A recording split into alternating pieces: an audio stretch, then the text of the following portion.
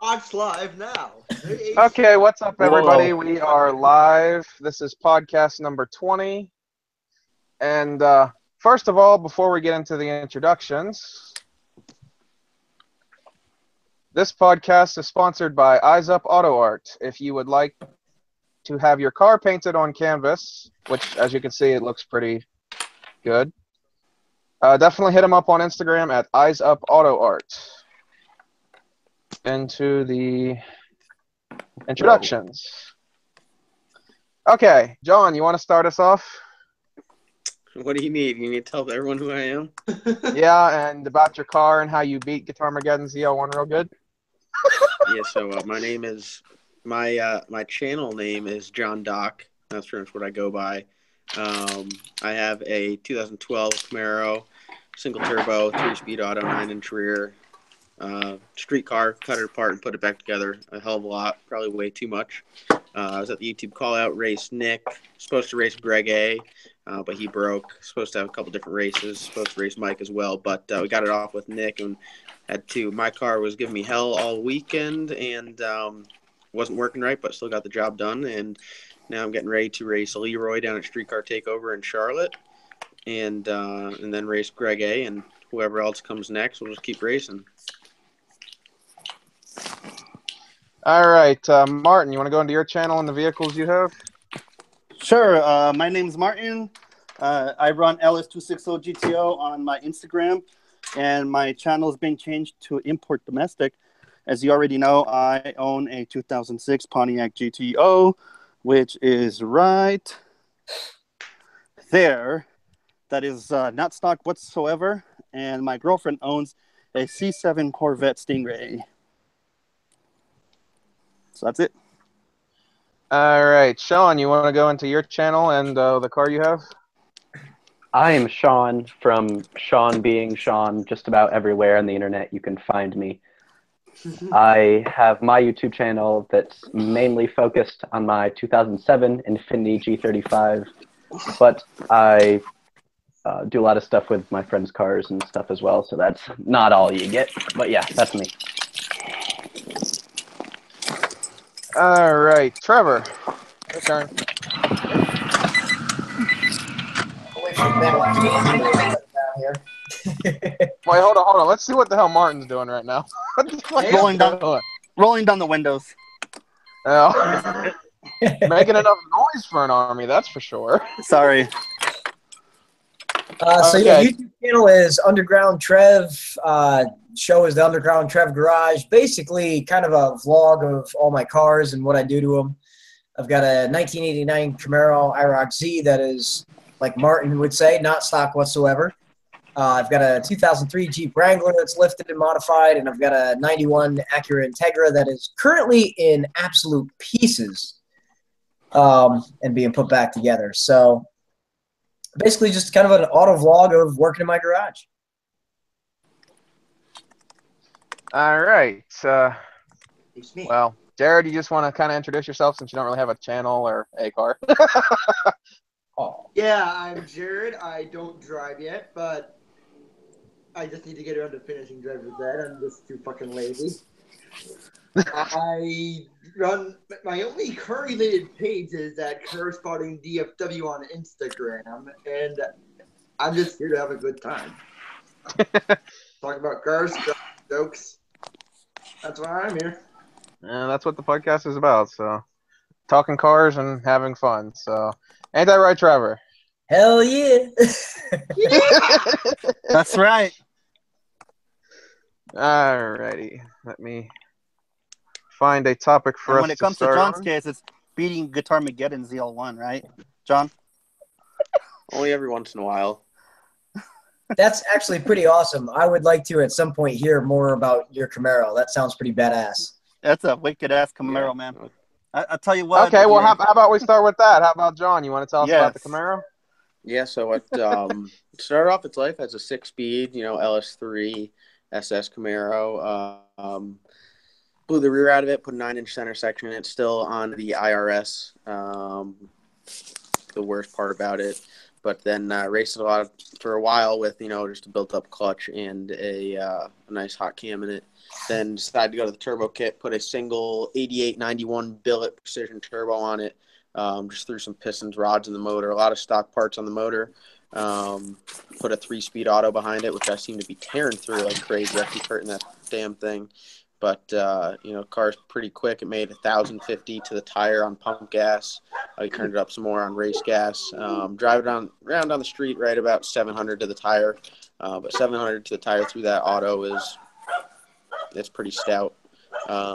So, yeah, it's not too bad.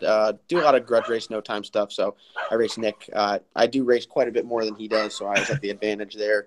Whether it was full tree or pro tree, and I got him probably by 6 or 7 car lengths. I know his video he said on the bumper, but I had him by like 3 or 4 tenths on the time, and I left about 4 tenths earlier than him. So it was almost a full second at the line. So you can say 1 length or 7. It really doesn't matter. The win light comes on. That's all that matters. So and fix it, and next weekend be down there racing Leroy. Nice. You gonna put Leroy in your back mirror as well? That's the plan. I don't line up to lose, that's for sure. I line up every time to You win, sound like so. Toretto, man. Yeah, I saw you say that in JD Joyride TV's video. What's I that? said you sound like Toretto, man. I Winning try is not winning. to. I just like to race. That's it. Hey, John, I gotta Yes, right. get your thoughts on this. What do you think that? about what JD did to Mike and Evan? Well, I'm actually pretty good friends with JD, so I saw it before it happened, and luckily, because I'm pretty close with him, I avoided that happening to me, but I think it's pretty funny. I would like to see a little bit better reaction out of those boys, but hey, it was a busy, pretty hectic day, so a lot of stuff going on. Hey, who took Yeah, that? JD's a pretty cool guy. Like, if I would have been there, I probably would have helped him with that a little bit. Yeah, JD's pretty funny. Well, you got the experience. What's that? That's what we were talking about. I said you got the experience. That's what we were saying on the last podcast. Versus Nick. He's fresh. He's right. He's just started. Yeah, I was racing a long time before once he I gets started making videos. I've been racing for a while. Right. When it was a 6-speed, and when I'd try to bracket race and all that, and kind of evolve into the no time grudge racing stuff. My car's still really not that fast. It acts like it tries to be really fast, but it's not. It's still a lot of stuff going on. But no, you kick my ass in my car. My car's pretty fast. Yeah, I mean you got to look at. I race a lot of I race some race cars and some fast street cars, so I still get my ass handed to me down in North Carolina. There's some boys down there that don't mess around, but well, you'll make me look like I'm driving a Volkswagen Bug. That's how fast you are. Yeah, it goes. And my car is not slow by any means. Go together. No, I mean it happens quick. I do it a lot. I think you're being so modest. it doesn't feel that fast. I'm always trying to go faster. I like how you're being modest. You're being modest. Yeah, I try to stay pretty calm about it. That it's quick. I mean, it'll scare any normal person. Is how I say it. 1,000 horsepower will scare anyone, but to me, I'm looking for more power, 100%. Well, we need to do one of these days. What do you think Joe of and that? Nick on the same stream? What about? You hear me, how John? about you call out?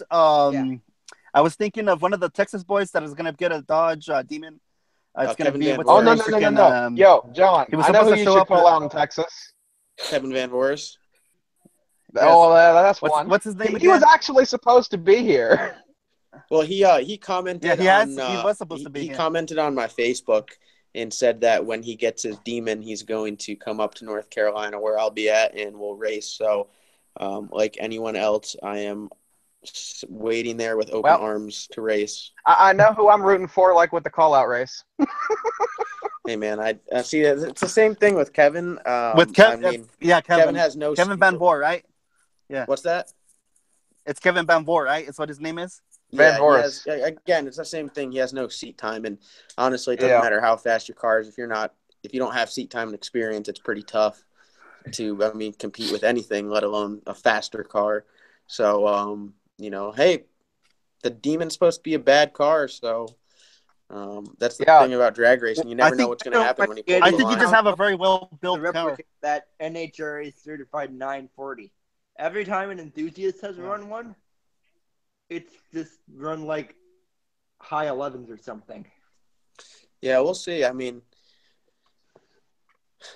I'll pull a parachute no matter what. I have no doubt I'll be out in front. That's just how I think. So, I believe it. Another person you should call out that's from Texas is Gearhead Revolution. He's got a over 1,000 horsepower green Trans Am.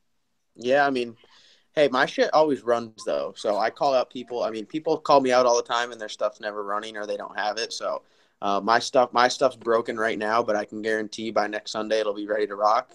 I mean, hell, it was broken when I raced Nick. So I will keep fixing it and keep racing it and keep trying to go faster. So it don't matter.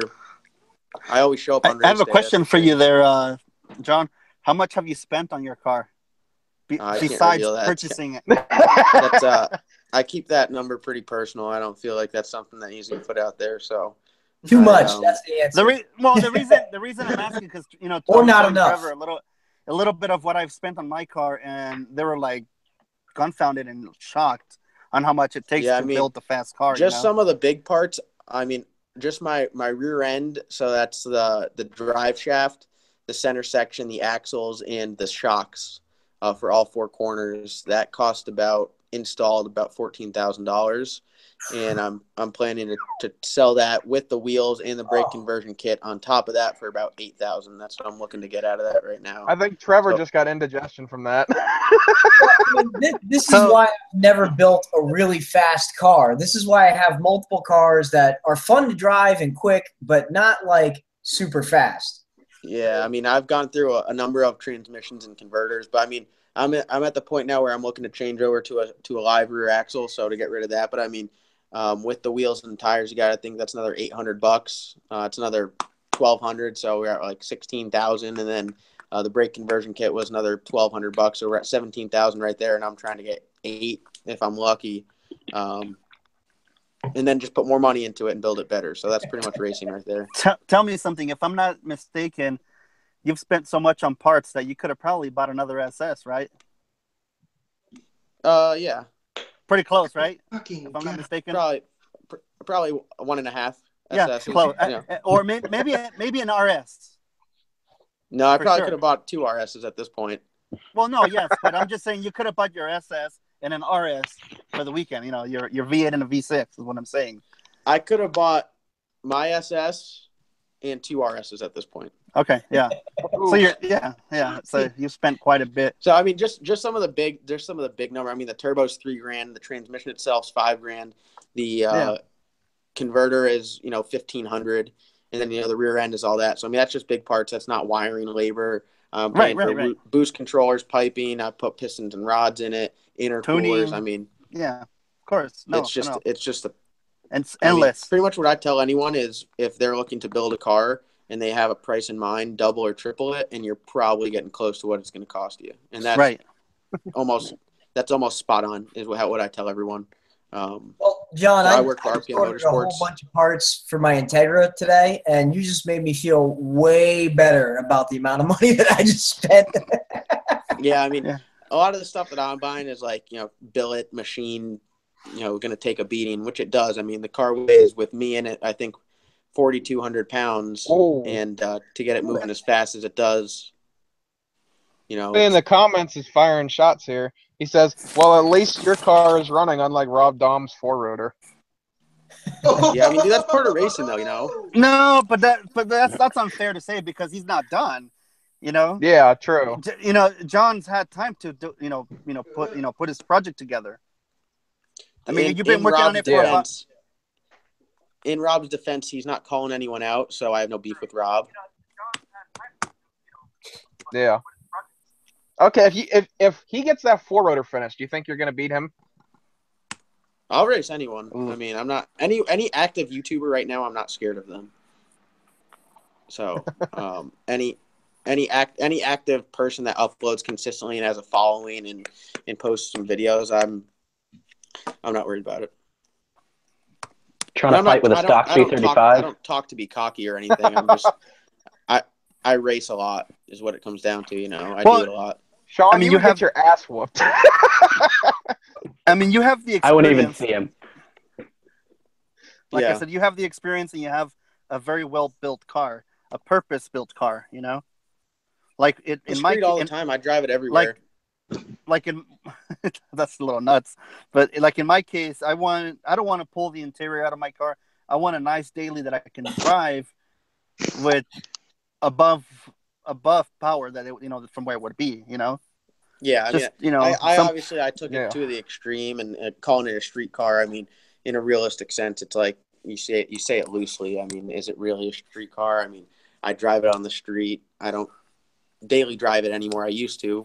I mean, that just shows how solid the car was built. But right. It's like Spaghetti's comment today on his video. He was talking about his Corvette, and he says technically it shouldn't be street legal, but it is. that's how mine is too. You know, I drive around anymore with a parachute hanging off the back, and it's got the exhaust at the front bumper. It's got no airbags. It's on tires that wouldn't pass inspection. Definitely wouldn't pass emissions. But I mean, you drive it, you mind your own business. You don't get in trouble. Who really cares? I got a quick question for you. How is your car about as loud as Nick's, or is it louder? It's probably quieter. Nick's car sounds like a damn beast, especially when he's doing his burnout and at the line. I mean, that thing was sounds like absolutely insane. yeah, it sounds way. I mean, it's loud. But anything he's got with cutouts, pretty much right? open headers is He's he's cutouts, got right? essentially what it does. It turns them into open headers. Right. He calls them diverters or whatever, but it's a turn down right after the collector. And anything that has those on it, any sort of car with open headers, they all sound the same. They all sound ridiculous. They all sound beady. They sound like they got a lot of power. I mean, his car does have a lot of power, but oh yeah, it does. it just sounds retarded. Oh, I know he'd be my car for sure. I know that. I was filming right next to the wall when Nick went by, and I couldn't hear for 5 minutes. Yeah, no, Nick's car is loud. My car is like, it's muffled by the turbo a little bit, but I like to have cool sounding noise instead of just a loud car, Right.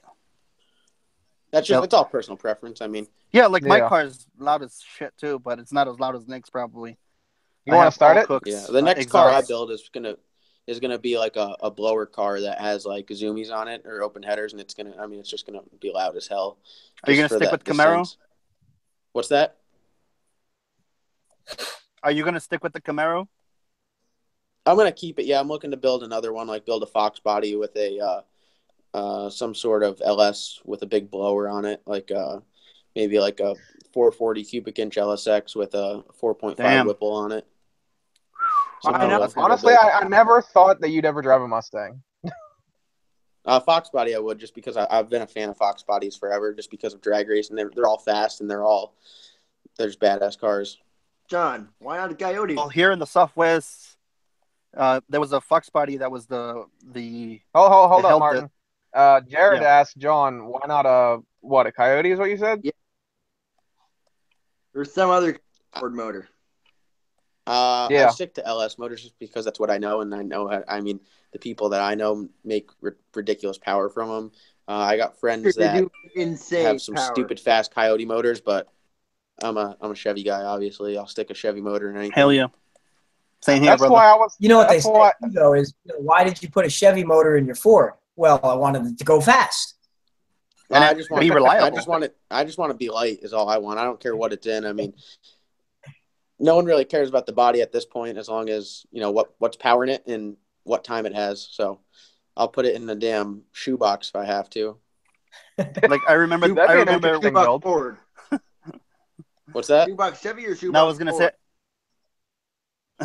say. Preferably a Chevy. I mean, I don't really care. It can go in whatever. It can go in a damn. I'd put it in like a Geo Tracker if it made me win races. Cool. Have you ever thought of getting a four-door sedan like an SS or maybe a G8 and building the shit out of my that? car's already really heavy, so I've already dealt with the whole heavy car thing. So I'm looking to go lighter and lighter, smaller. If I was in a Fox body and I had 650 horsepower, I'd be running the same times I'd be running now. Right. So I'd like to put something your with car's that much pretty power heavy. in something really light. How heavy is your car, Hell, John? I remember. With me in it, I think it weighs like 4250. Yeah, I was gonna say. Because my car weighs about, I think it's either 28 or 3,800 pounds. Yeah, you have a GTO, right? Yeah, I think they're like it's a 38 6.0 dry, and then once you put all the fluids in that, they get up. A lot of cars are really close to 4,000 pounds. High 30s. Yeah. Because when the first 2010 Camaro came out, I would go race, and when I used to go race a lot, and I used to smoke stock Camaros with my stock GTO, even though they technically had a tiny bit more horsepower, but they're a whole lot fatter. You know what I mean? Yeah. And Stock. I mean, my car stock ran. I mean, even with a cam in it, it would run like, God, 1280 if I was lucky. You know, I had it down 1240s a few times, but I mean, that was a car that was making 480 to the tire. Yeah. That's still a quick engine, man. Yeah. That's one of the things that always made me sad when Camaro left from F body, and I forget what the designation is for the new one, but they just got so fat. They put a wonderful engine in it, but they made it so heavy. Yeah, they really like putting the IRS, and it sucks too. You know, there's just a lot of like I mean, the F bodies are sweet. I know a couple guys that have them that are real fast. I mean, and if you got an F body Camaro that makes the same amount of power as mine, he'll run 3 or 4 tenths faster. Yeah. Hey, John, how much horsepower do you think of a F body with a catback exhaust, 6.0 throttle body, and a Z06 mass airflow sensor has? To the tire, it probably makes like 360, 370. Because that was actually the first fast car I was in, was an F body, a 99 Z28. Yeah, F bodies are fast. They're light though, so I mean that's just kind of like the whole Mustang thing. You don't need as much power because they're lighter. And I mean, there was 3 of us in the car too. And here's the thing: we went up against this, or we did a Mexico race, which I still haven't uploaded yet. Where we were next to this Duramax that had a turbo on it, and I think Leroy said it was running around 600 horsepower or something like that, and we were literally like neck and neck the whole time. Yeah, it was probably because that the truck's heavier, even though there was 3 of us in the car. It's crazy how weight works. Well, I mean, I've got my Camaro stripped down pretty far, and it's like 3,200 pounds. I'm kind of guessing a little bit. I haven't officially weighed it, but I've really got it stripped down too. But it's just a little over the 3,000 pound mark, so makes a big difference. I did as much weight reduction. I mean, my entire cage right now, it's got like 14 or 15 different bars in it, and it only weighs 90 pounds. Wow. But I mean, chromoly. A lot of it's 1 5/8, but the back half where we have a lot of bars is 1.5 inches. I mean, I took a lot of stuff out of it. I took some airbags out of it. I took a lot of the sound deadening out of it, just trying to keep it. I mean, it's stock interior car. It's got 2 Kirky seats in it where I dropped a ton of weight there, and still has the back seat in it. But I mean, other than that, all the supports and everything are taken out of it, just trying to be as light as possible. As hell. Yeah. All right, well, let's get into our first official topic. Hit me. Okay. What dream feature would you put in a car that isn't available on it? Like, pick a car and that, like, for instance, let's say your car, whatever car you have. What feature would you put in it that wasn't available? Are you asking everybody? Yeah. I'll go with my mom's car, Mercedes CLS 400. I would offer if it was me, I'd offer the option of a factory manual. That works. Well, I mean, good example is like my Integra. It's a DA Integra old body style. I'd love to find another one that's fully loaded, but then refit it with a whole bunch of modern stuff like climate control and GPS and touchscreen and all that stuff, and like take an old car and put a bunch of really high-end modern stuff in it. That'd be pretty fun.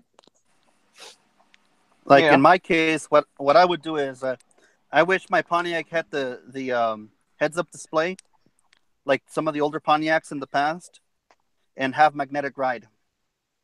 That's one of those things that I would definitely like to have.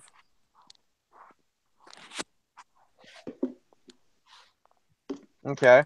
And John, how about you just use your truck for example, since it's kind of stock? Oh, God. More stock than your Camaro is. I wish that it wants his airbags back. I wish that it didn't have that stupid DEF and all the emissions bullshit on it, because it's a pain in the ass. I thought we had to add stuff, man. You're taking things off. Like, I mean, well, there's nothing else I'd add to that truck. It's got almost everything I need. I mean, I could practically live out of it. It's got damn 12-volt outlet. It's got like 13 USB plugins. I mean, it's stupid. It's impossible to pay attention to the road when you're driving that thing. There's so much stuff to do in there. And there's a bunch of stuff in there, huh? Yeah, it's I use it. I use that truck. I got that truck because I need something that I can use, and I use the shit out of that thing. I put a lot of miles on it, and there's nothing really else I'd add to it. I just take stuff off of it. Yeah, I mean, it's a nice truck that you have. It's just a little bit too much chrome for me. Yeah, it's about to change soon. I'm about to start My modding that God. truck heavily here shortly. I don't know. I don't mind the chrome. I got chrome wheels on my car, so I'm gonna do something different than everyone else does, so it's gonna be pretty cool, I think. it's just that I'm already Alright. like over the black wheels, man. That thing, that's just I mean, ridiculous, it's man. like some cars look good with black wheels. Some look better with like polished aluminum or Yeah. chrome. It just like The wheels depends on on the my color car are combination actually- in the car. Or Yeah, they the look wheels like on my car are actually like cup black cars. chrome, so it's like the best of both worlds. You know, they look Right, black that's what when I you get have. up close and It's they're a shining. I have a smoke chrome wheel on my GTO, Yeah, it's a good so look. that's what I have. Okay, Winchester kind of brought something up about. Well, let's see. Sean, you Oh, didn't come go on. yet. Yay. For something to come on my car, they definitely need to make some kind of stock supercharger for those things. It would be insane. On an Infinity? It would be sick, or even on the 350s. If they would come with a stock supercharger, or even like a small twin turbo, that would be sick. Well, I mean, anything that would be something else. And I mean, Well, isn't anything with a supercharger good? done factory supercharging before. I've lived I mean, I guess you're right. back. Anything with it was good, but like if they're trying to cater to an enthusiast group, then that would definitely help out. Yeah. Yeah, some of Or the old just- Z's came with turbos, so that's not. I don't know. That kind of seems like you have a pretty big argument between the purists and like the Z enthusiasts and the G35 people. Yeah, true. That's an interesting I topic. don't know. I respect both. Okay, They're quick so little cars, here man. this wasn't really a question, but I'm kind of going to turn it into a question. So Winchester was talking about like his dream track car. Let's use that. What is everybody's dream track car? Dream track car? What kind of track? Yeah. Actually, let's do it this way. We'll do a drag racing track and then maybe like autocross and regular like turning track. Yeah, but on a turning And track, you can pick which would two be a- different cars. that would be a circuit. And how big is the circuit? Because sometimes you require a high horsepower or vehicle, and if it's a really small track, you require a small vehicle. Formula One car. Do we got to get that specific? So, Jesus Christ. like for instance, on a small Okay, track, something you could daily if you wanted to. Also, we'll add that to it. BMW M3. I don't know. I That'd be still good stick all- with my G. What would you do to it to make it better? Everything.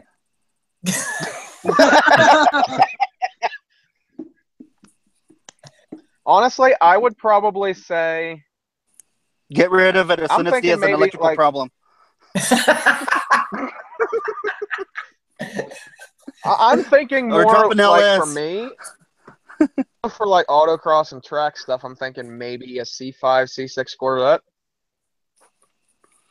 I do know one thing though, like I haven't decided like which one because I want to kind of ride in the cars and drive them before I decide what Corvette I want.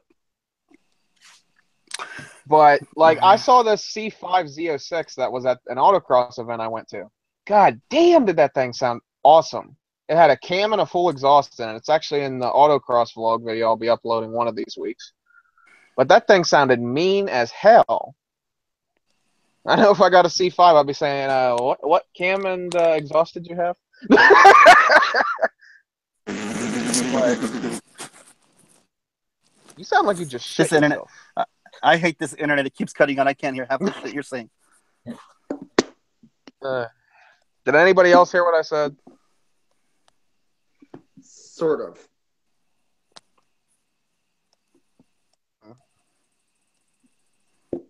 Okay, in short, for a track car to go turn-wise, it'd probably be like a C5. It still has too much power for a small track. If you're gonna do a small track, it's gotta be a little car, either like a Miata or like a S2000 or Even probably like a autocross and stuff? Let's Solstice. assume it's a reasonable. No, a Sure. small Nothing track. You know, is my goddamn pinky finger. I'm just saying, like, What? those are the kind of cars, like Mike Cooper works, Mini Cooper, Fiat A-Bar, for a really tiny track. But if you want to do it, like, let's say Willow, I would want to have a Z06 or at least the Carbon 65. That would be a good car because it won't overheat. Anybody else? I'll go. On the regular track, and then we'll do drag racing track car. Well, probably a 1LE. That would work. ZL1 or just the regular 1LE? How about the third gen 1LE? Yeah, now we're in my neighborhood. They actually another made good the car 1LE for the for track, third which was gen? Yeah, they didn't make too many of them. I don't know. Yeah, had a nice I suspension, thought big brake kit. That was a good car for a road course. What about Nice. the Z28? Well, the 1LE was a package on top of the Z28 or the IROC. And the third gens, No, that was the whole purpose of the 1LE was to go road racing. No, Yeah. the new one that they have. I'm talking about a third gen. Oh, I'm talking about the fifth. I know, gen. but I think he's asking, would you take that though? Oh, would I? Is that what you're asking? I would do the fifth gen. I would do the fifth gen because it's got a big old massive 7-liter engine, from the Z06, and it has the magnetic right, suspension, and it was, made for the track. I thought the fifth gen 1LE just had the 6.2. I think Martin's talking about the The fifth gen Z28. Z28. Oh. The one where you that paid is a extra beast for the one car. I radio. wouldn't mind having that. That's a sweet ass car, man. Oh, hold up. Hey, John, you still there? I think his phone took a dump. Boys, my phone died. LOL. Lame. Uh-oh. It's because he spends all his money on his car. I was just going to say that. He spent all his money on the car and he couldn't afford the internet. At least his car's reliable. Yeah, no shit, huh? The only reason I have a nice phone is because my girlfriend gave it to me for Christmas. Oh. No, John just commented in the comment section and said, "Rip." What happened, John? But let's go into drag racing cars. What would you guys pick for a drag racing car? Dream drag racing car. I'm gonna go completely out of the norm here. Watch. I'm gonna show you a picture of exactly what I would have as a drag racing car. This should be interesting. And it's gonna be unconventional because it's not even available here. But I'm gonna guess a Holden. Yeah, it is a Holden. Am I right? I know you too well. Oh fuck yeah! I'm into the Holden scene. Yeah, so it's gonna be this car here. Holden GTO stuff. That's the car I would. Oh, use. a Ute? You drag race a Ute? Fuck yes, I would. Come with LSAs, so that has an LSA, and they have the new one, the GTS, that has over 650 horsepower stock, and then they modify those, and they'll end up with over 800. Huh. And that's light as. I got a good question. It is light. You do a good drag pack on that thing. John left the call. Yeah, I think his phone took a dump. What'd you say? Can you what? I was saying, like, is it possible to actually make a car be able to go to the drag strip and do something like autocross in the track? Oh, hell yeah. Or is that just not? Sure, but it depends how fast you want to go on the autocross. You're You either can going to build be an faster. all-around car. It just won't be perfect at any one thing. Well, that's what I'm saying. Like, which one is going to be faster? What do you want to be faster? The autocross or the drag strip? Either one or the other is going to be better. Because you can't make a car to corner very well and take off in a straight line. You got to pick one. Now here, But you my got GTO a drag car. Did you ever see the made-for-TV movie Hot Rod? Yeah. No. You guys ever see that? No. With the Willies? That's a drag. That's such a stupid movie. That was a great movie. Are you kidding? That's a dumb movie. Dude, the best line of that whole movie where the girls, he keeps saying the secret to racing is you fix it faster. And she's like, well, when do you stop? And he goes, when it becomes an automatic. Well, then I guess everybody should stop now because everybody's racing automatics. Right? Yeah, I don't know. That's hilarious. It's kind of like Ricky Bobby's dad, where he says, hey, if you ain't first, you're last. And he's like, that's what you said to me, Dad. It's like, Ricky, what are you talking about? I was high on cocaine, man. I had a terrible day when I told you that shit. Well, you know what second place is, right? Say what? First loser. Second place. Last. Well, yeah, he ended up losing in the end because what did he call it? Chicken bake with his best friend. Yeah. It's the same guy that ended up plowing his own wife. So he ended up in second place anyway.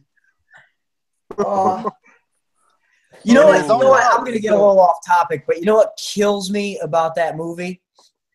So, Talladega Nights, the scene where Ricky Bobby is running around on the racetrack and he's screaming that he's on fire and he says, help me, baby Jesus, help me, Tom Cruise. No, this is that because he's a Scientologist? Around in his This fucking is underwear. one of the most misunderstood parts of this movie. So many people didn't even get the joke. Any one of you guys can explain to me why he says, help me, Tom Cruise. I will fall over right now. It's because he's a Scientologist, right? No. I have No. So Yeah, wait, he's if a- one of us gets it right, you got to actually fall off the chair. Well, I just said it, though. Jason Thunder. No, you didn't. I The didn't hear movie you. He said Days of Jason Thunder Thunder. with I Tom remember that Cruise. movie now. That's a badass movie. Oh. Tom Cruise was a NASCAR driver. Everybody missed that joke in that movie. It freaking kills me. I actually didn't know that. Like, I've seen both movies. I still like Days of Thunder better. But that's what I'm saying. That's why he's like, help me, Tom Cruise. Like, Yeah, but you're missing the whole point the more of you that know. movie. It's not meant to be serious like Days of Thunder. I know, but Yeah. everybody misses It's- Days of Thunder connection. kinda like- That's where that joke is from.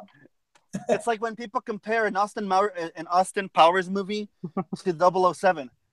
Austin Powers is never going to be 007. yeah. He's a total dipshit.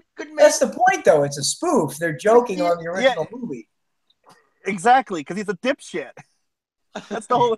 He's you know, he's got the messed up, corn teeth and the massive hair and with all these hot chicks that have huge tits.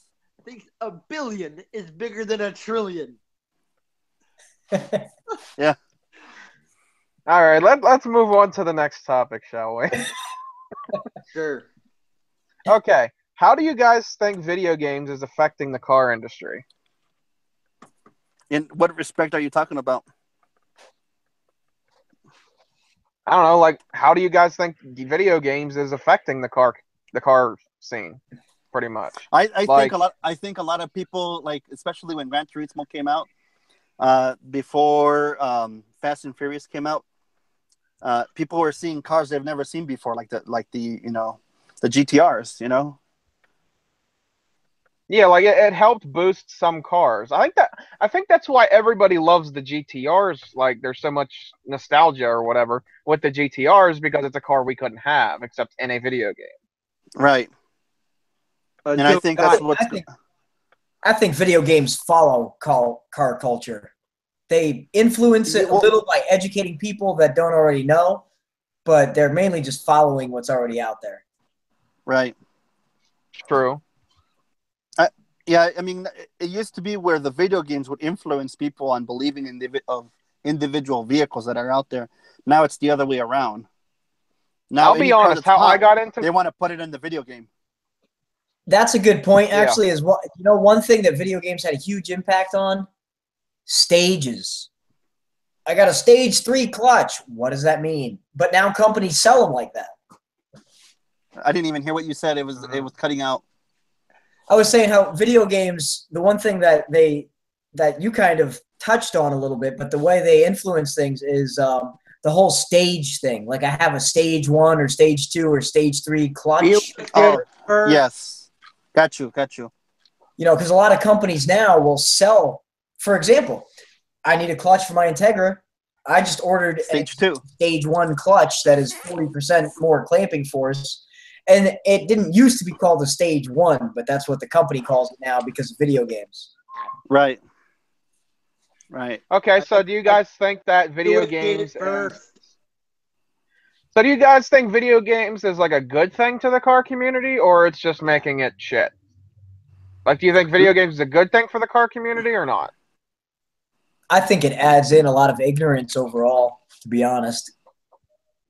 I think you're right, because a lot of people think that individual cars will beat another one over, you know what I mean? Without knowing, the individual work that's been done to a particular car. I've actually had and then some car games are like so unrealistic as well. So people will grow up playing them thinking, oh, this is what's going to happen. Like some people just be stupid enough to think like, oh, in Forza, you can drive through the fucking grass and jump a hill and not break your suspension when you land. That's some bullshit. And then they go do it in real life, and then they can't fucking move the car. And they're like, but I did it in Forza. It didn't work. Exactly. And they'll be so fucking confused. I could do it in Forza. I don't know. I don't play video games And then they'll be like, well, fuck real cars. I can do all this cool shit in Forza, so why do I need a real car? Hell, some people might have that attitude, too. Yeah, I don't know. I mean, I don't play video games anymore, so. Neither do I. Like, I used to be big into gaming, but now it's like I have games on my phone that I could play whenever the fuck I want. I haven't played them in like a month or two. Well, the last time I was ever big in gaming is when I first bought my PS3, when it first literally came out. And then after that, I just kind of tapered off and just got into the game, into the building my car, building the car, and I really think that video game cop chases have kind of been a bad influence on society in general. Like yeah, because everybody thinks they can run away from the cops and get away with it. Yep. Yeah. Like GTA, Grand Theft Auto. Yeah, that's why you'll see a lot of fucking police chases on Facebook where it says, like, real life GTA. Somebody fucking, going in a car and then running up to another one, throwing somebody out and taking off with the car. I've seen so many of those. I'm like, is this even real? Yeah, it's California, man. Although the original GTA was O.J. Simpson. Yeah. The last you had a very good point there. Bronco was in 1994. Yeah, that's funny right there. I still find it hilarious that when they let OJ out, Ford's bringing back the Bronco. How ironic! Perfect. Look what's back there now. Oh, the Stingray. Oh. Yeah. It exists. Stingray's back. Wait a minute. Was that there a minute ago? No. No, she got here a while ago, but it wasn't here earlier when we first started. You got to buy her an exhaust system for Christmas or something then, because we didn't even hear it. Yeah, I know. I know. She doesn't want it to be loud. She doesn't want it to be loud, so I'm gonna get the sport exhaust for her. So I'm thinking of doing that, and I want to upgrade the interior to all the carbon fiber. The dash and the center console. Yeah. Because the 116 Stingray I rode on had the carbon fiber dash. Right, and that looks pretty sick inside. So I want to do that. It does. But it looks really good. But first, I want to do the exhaust. Just give me a 59 Cadillac, and I'll be happy. 59 Cadillac. Well, hell, everything that I've bought for this car, you could have bought a used car for as much money as I spent on that fucker. You could probably buy 2 used cars. Man. This makes me. Yeah, it's kind of like what. This makes me really scared for this one crazy build idea I have. That's like everything that I put into my GTO. I could have I could have bought a used one. If you're not sitting down, you probably should be. Oh boy, Martin, sit down. Okay. Let's hear it, Jared. Hit it. Say it.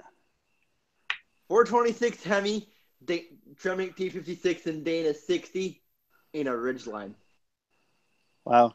In a Ridgeline. What the hell? That's a Honda. That's a Honda, right? Dude, just wait a couple of years. The new Ridgeline Type R is going to be coming out. You just buy one of those and you're already set. All right. Now, before we go on to the next topic, this podcast is sponsored by Eyes Up Auto Art. If you guys want to have your car painted, there's some examples. Definitely hit them up on Instagram if you guys would like. Back to scheduled programming. When'd you get commercial breaks, dude? I have a sponsor for the next 4 podcasts, including this one. That's awesome. So. When did you get commercial breaks? And just like I was telling Jonathan earlier, I'm working. If anybody out there has a, I guess I should plug them in, huh? Should I plug them in? Anyway, all right, just plug. Let's go. What's your plug? Okay, so obviously I have a Pontiac GTO, so I'm going to be sponsored by GTO G8TA.com, where you can get all your Holden Pontiac parts here in the States. So if anybody needs anything for their GTO, G8, or a Trans Am or an SS, give them a ring, and maybe you should ask this guy if he wants to sponsor my podcast sometime. Yeah, no kidding, huh? You should ask no him. free advertising. Yeah, but I'm going to be showing off a bunch of different parts. parts. That's actually not free advertising, Trevor. So it's only $5 a parts. podcast, which ain't that much, but still not free. Well, now for our next topic. That's practically a penny. Hold on, let me No, your guys paid you $5. He's plugging these guys for nothing. well, what's going to happen is they're going to give me equipment. I'm going to install it and show people what it's like to have these upgrades. Yeah, if you guys have GTOs or anything like that, go follow Martin. His link will be in the description when the podcast is over. What's the name of the car painting guys again that are sponsoring you right now? Eyes Up Auto Art. Eyes Up. So they're giving everybody included in the podcast today a painting, right? No. No. No, he'd be out of business. Yeah, no kidding, huh? Actually, right, Jonathan and I have been working up something that we're going to discuss with them. We haven't even talked to him about it yet, so zip it. Your ding-a-ling won't send me all the information I need to talk to him about. I will. But anyway, since I do live in the land of enchantment where Breaking Bad was filmed, there's going to be special surprises from his channel. Blabbermouth. Breaking Bad has a channel? You shouldn't be saying... No. I said, and I quote, I live in the land of enchantment, right, which is Albuquerque, New Mexico, and they so happen to have, Breaking Bad areas here. So there's going to be pictures that Jonathan is going to feature later on. You shouldn't be discussing this shit when this shit is not final, Martin. Now you're going to get everybody excited, and then, it doesn't happen. Well, it will happen. It will happen. Okay. If it's not that, we'll figure it out. Sean, what are you doing?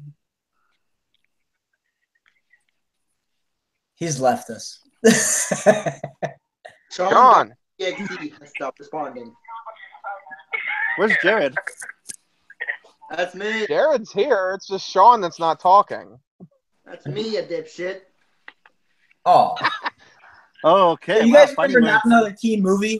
Where the dude's always trying to slow clap and it never works? That's funny. Okay, here's the next topic. What's everybody's thoughts on the new Supra having a BMW engine and the Supra not having a manual, but the Z4 having a manual? Lame. I'm fine with that BMW engine because BMW inline sixes are abso-fucking-lutely silky smooth. But electrical problems. No manual thing irks me. Yeah. Yeah. I know Martin agrees with me. Yeah, electrical gremlins. Yeah. Yeah, the new Supra's gonna have electrical gremlins. See it coming. I'm just not cool with like, you drop the money on a Supra, you drive down the road, and the check engine light pops on just on its own, and Right? I would actually assume that with Toyota's involvement, those would be weeded out to some degree. I don't know though. That's kind of like Lamborghini Huracan. They're gonna go out of their minds.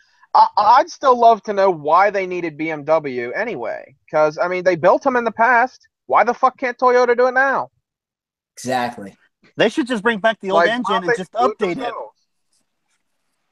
Yeah, really. You could Hey, Sean, somebody's saying hi to you in the You comments. could do like an OBD2 CAN bus system, coil unplugged, direct port injection, 2JZ version, and it'd be a monster. Imagine that. Just update what they already have. Yeah. Shocking. Exactly, and people would buy it. That's the thing. And it would be all Japanese. And not no German shit. Yeah, no German electrical issues. I mean, I don't even understand the point of getting BMW. I feel like that would hurt their sales. I know, right? It's because that's the thing. It's like I think the Supra and the BMW Z4 is going to be basically the same fucking car, but yet the Z4 is going to have a manual. So I think the car's focused towards more enthusiasts, people are going to go more with the BMW than the Supra because they're basically the same goddamn car. And I mean, the other thing too, though, is the Z4 is, if you think about it in history, who cares? There was one generation. The Supra is a freaking legend. People are so upset that they're buying a BMW called the Supra. It's just... Yeah, it's pretty lame, honestly.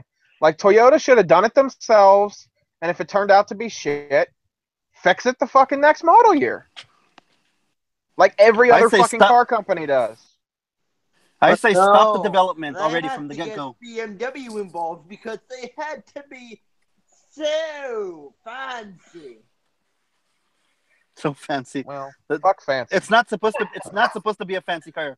It's supposed to be it's a fucking car. Supra, not a fucking Mercedes C63, whatever. Is that what happened? They got to like stage 3 of the GTR. They got to like stage 3 of development, and hey, Trev was like, "Man, our leather seats suck. Call BMW." That'd be kind of fucked if that's what happened. Tell me if this isn't correct. Tell me something, Trevor. It's kind of like okay. It's a good, it's really fast. Actually, the best looking car out there. I know a lot of people are gonna, grill me on that one, but it's not the best looking car. It's just not. I mean, when you see it in person. Which car are you talking about? You cut out a little bit. The new GTR that's around, that's been out since 2008. The new GTR. I think the GTR is overhyped. I think that the only one that looks somewhat decent is the Nismo, because it's it has a little more added stuff to it, more attitude. Yeah. But it's still so damn angular. It's like designed by a fucking computer. I actually agree with you 100%. I never thought the GTR was a really good looking car. When it comes to being fast, absolutely. Around a track, around a circuit, 0 to 60, yeah, absolutely. That thing is a monster, Godzilla. But when it comes to having a soul, it has no soul. Well, then how is it a Godzilla then? Yes, no, I agree. Godzilla doesn't have soul. What are you talking about? Isn't it more like a Shitzilla then? Well, I'm just saying it's just. Well, they always call it Godzilla for some odd reason. I don't know why, because it's maybe from Japan. Well, that came from the old GTR, where it was like this it came from car, and it's from Japan, so it's Godzilla. But I agree with you 100%. It's like the R35 isn't Godzilla. It's the Terminator. It's a freaking robot with no soul. Hey, don't take the Terminator nameplate from the Mustang. Well, it's kind of like a lot of people, told my girlfriend. I'm still praying that Ford brings back the Terminator Cobra, which they need to. That was never an official name. Just for the record. Oh, fuck you. Anyway, they can make it an official name now.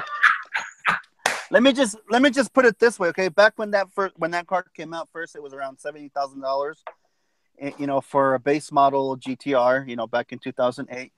And then, they're getting progressively more expensive, and yet they're not any better looking, But any Stingray... Winchester says the nickname Godzilla came from the R32. Right. Yeah. That's what Trevor just said. Yeah. He's a little. We late to said the from party. the old GTR. He didn't say which one, so Yeah. I thought Yeah. I'd clarify. Right. Well, anyway, but when it comes to Corvette, even from the past, it's still a sexier looking vehicle, especially the Grand Sport and the Z06. Oh, by far. For a lot less Definitely. money. Yeah. It might be slower. And plus, if you by think about technical it, terms. is that the Z06 is keeping up with supercars right now. Can you imagine what happens when the ZR1 comes out? It's gonna come out and be like, "Fuck all you European, Japanese cocksucking motherfuckers! I'm gonna whoop your ass." Well, the old ZR1 was fast as hell. I mean, it's still fast as hell. Yeah, What it am I still talking is. about? It's kind of like my girlfriend's Stingray. It's the base model. It is the upgraded to LT, but that's in between the Z06 and the ZL1 from the previous past. It's right in the middle. It's faster than the old Z06. Actually, the cool thing is the original ZR1, the C4 ZR1. The Callaway one? No, not Only the there was Callaway. a C3 ZR1. The C4. There was no C3 ZR1. There was. Seriously. The C4 ZR1, the quad cam, was the fastest Corvette up until the C6 ZR1 came out. Yeah. Even That with was like faster the than C5 the and C6Z? C6 Z06, the C4 ZR1 was still faster up until. And actually, the C6 ZR1. Trevor puts up a good point because that used to be the fastest car back in the 90s before the McLaren F1 became the fastest. Because that was, if I'm not mistaken, that was what, 95? The McLaren F1? 96, I think. But I thought it was 95 when they came out first. It might have been. Introducing I'm it. not sure. But, at the time, like Trevor's correct, that was the fastest car known. Well, at least the American version car, Well, it was the fastest American car. The Jaguar XJ220 went 200. That's British. Yeah, but I'm talking fastest production car just altogether in the world. Yeah, the Jaguar XJ220, the Ferrari F40, and then the McLaren F1. Right. Yeah. And until the Bugatti Veyron came out and kicked Actually, it might have been. ass. Maybe it was the F40 and then the XJ220, and then the F1. I don't remember. And then, of course, the Koenigsegg. That bitch is bad, especially the 1-1. I'll take a Koenigsegg over a Bugatti any day. Have you guys seen Koenigsegg's new valve system? No. No camshafts. There's no valve. How the hell is? What the hell? How is that going to work? The valves are hydraulically operated and electronically controlled. So you can vary the lift and the duration, and they're basically instant open, instant close. It's freaking incredible. Well, talk about electronic nightmare if something goes wrong. Yeah. Yeah. Nobody's going to know how to fix it. Talk about complicated. It's impressive, though, man. It's cool. I mean, you can just there's infinite tuning capability. It looks like John's coming back. Chat. Or something. I don't know where. Wait, Did you what? see that? It came up on John Doc. I don't know. It went away. I didn't say anything from John. I think he's trying to jump back in, maybe on his phone, perhaps. I don't know. He was on his phone. That Nokia brick's having trouble connecting. No, Jared sent us a link in the chat of the Hangout. Is that what it is? Yeah. Trevor, about how you said there's no C3 ZR1? This link is, well. Oh, shit. Is there one? 1970 Chevrolet Corvette ZR1. No shit. Where are you guys looking so I can find it on my phone here? Go into the hold on, I'll just do this. The text chat for this group. How do you even open that shit in your phone? I did it on my phone because I got a notification, but I was gonna bring it up on the computer, but I don't remember how to get to the chat while we're doing this. But here's basically. Yeah, that's not gonna work. But there's the car. Apparently, a C3 ZR1. So what do they have for Show an it on engine? your screen again. LT1, 350. No shit. You know what? Does anybody else get super pissed off that Chevrolet has used the LT designation like 3 times now? Yeah, I'm upset over that because, You know, the I LT. think they shouldn't have went back to the LT. Like, I'd love to know why they went from LS to LT for the C7. Yeah, I Yeah, would but like they to know had that too. the LT is what was in the C3, and it was a carbureted engine. Then they had the LT1, the early Corvette, the early C4s, Jimbo's the LT1, and the early No, Jimbo has an LT4. fourth-gen Camaros. but still, it's an LT. It's what I'm saying. That's Yeah. I don't know Like why the they're shitty going up. LT4. The C4 ZR1 was what, an LT4? No, 5, I think. That was some special Mercury Marine thing. No, I think the one in the ZR1 was a LT5, if I remember correctly. No, I thought that was the C7 ZR1. No, I'm sorry, Z06 is an LT5. yeah, but that's what I'm saying is so the C4. Oh, wait, Martin, you just say what? So the new, like the one that Mike has, street speed. I believe it's an LT5. No, it's an LT4. Is that what it is? Yeah, it's an LT4. The LT5 is what's supposed to be in the new ZR1. Oh, that's right. That's right. I remember we were discussing that. But that's what I'm saying. Now you've had the first generation small block with an LT designation, the second generation small block with an LT designation, and the what is this now? The fourth generation small block. Yeah, something like that. Yeah, an LT again. It's like Chevy.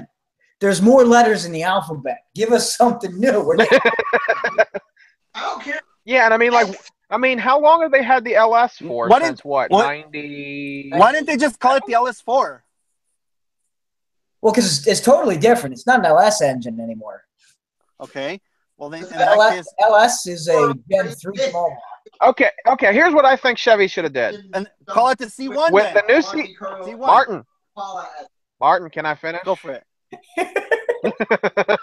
Since you interrupted me twice. Sorry. You're forgiven. What I think they should have did was made a whole new engine name for the C7s. Instead of making it LT1, LT4, they should have just made something completely different instead of bringing back the old LT. Because if you think about it, the LT has a shitty reputation. Yeah, it does. Well, not the first generation one. Well, that thing was correct. monster. Okay, the LT1 that was in the LT1 and LT4s that were in the C4 and the fourth with gens. the OptiScar. OptiSpark, not OptiScar. Spark, I meant to say. Yeah. Yeah, that's the only thing that I know of that's kind of shit on that motor.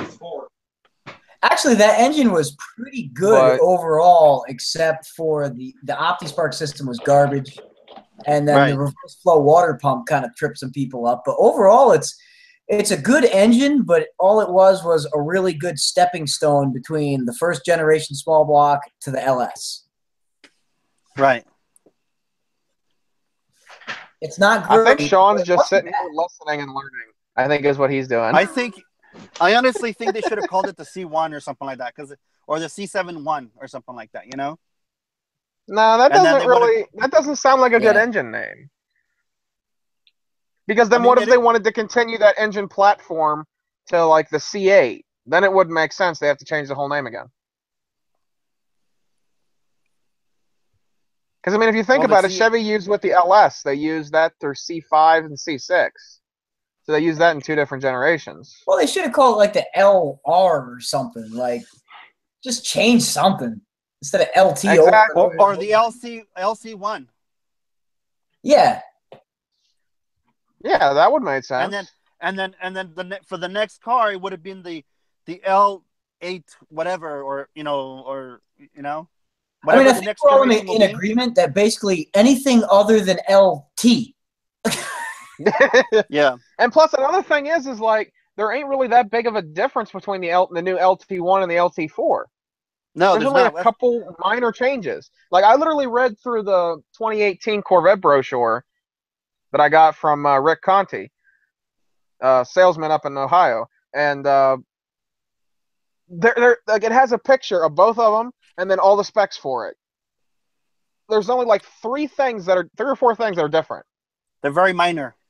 Yeah, and I'm not talking about just the supercharger that's on the LT4. Like The actual internals of the engine is not much different. They're very minor upgrades. So anybody that has an LT1 can turn it into LT2, basically. LT2? There ain't such thing as an LT2. Or LT4. The 4, I'm sorry. What happened to 2 and 3? And the other thing is like, why did they go from LT1 to LT4? Like, I don't know. Why skip We never to know. LT4? The We don't world ever know may what never the know. hell why Chevy does We this. probably Like, will never fucking know. it's the same thing. It's the old saying that we were talking about before when the Red SS was talking to us. Why didn't they just call it the fucking Impala? Okay, so It's not- Linchester brought up something. He says, I think it's a he. If not, my bad. I still don't understand why Chevy still uses push rods in this era of DOHC and VVT. Because they're a freaking badass. That's why. Because if it works, why fix it? If it ain't Right, Trevor? broke, True. don't. Hell yeah. Yeah, that's what I just said. If it works, why fix it? They got push rod engines that are blowing away freaking modular engines left and right. Why? Yeah. It works. And production cost. Yes. Absolutely. Okay. Elliot Scott, whoever the fuck you are in the comments, calling. I think you're talking about Trevor. Oh. Jesse Pinkman looking Got me ass dying. is what he said. What the What? hell is that? I don't know. He's but from here's the Breaking Bad. thing. It's the kid from Breaking Bad. Here's the deal, Elliot Scott. Either you shut the fuck up and quit talking shit about my friends in this podcast, or you can get the fuck out. That's how this shit's gonna go. Please make fun of me. Sit there and be a dickhead. Go north to Alaska. So South to Rio. I'm gonna look him up right here. So I got my. So is Let's that see what it? he drives.